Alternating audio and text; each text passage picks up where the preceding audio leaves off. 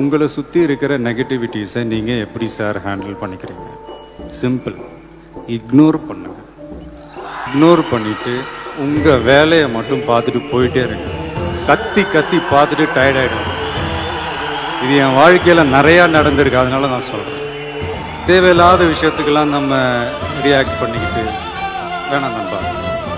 அவ்வளோ ஈஸியாலாம் இந்த உலகத்தில் நம்மளை வாழ விட்டுற மாட்டாங்க. போட்டு ஒரு வழி பண்ணுவாங்க. நாலா பக்கத்துலேருந்து போட்டு நம்மளை ஒரு ப்ரெஷர் பண்ணுவாங்க. வேறு வழியே இல்லை. அதெல்லாம் தாண்டி தான் நம்ம வந்தாகணும்.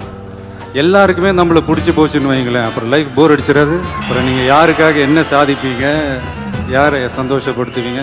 கொஞ்சம் பேருக்காவது நம்மளை பிடிக்காமல் இருந்தால் தான் லைஃப் ஒரு மாதிரி ஜாலியாக இருக்கும், இன்ட்ரெஸ்டிங்காக இருக்கும், சுவாரஸ்யமாக இருக்கும்.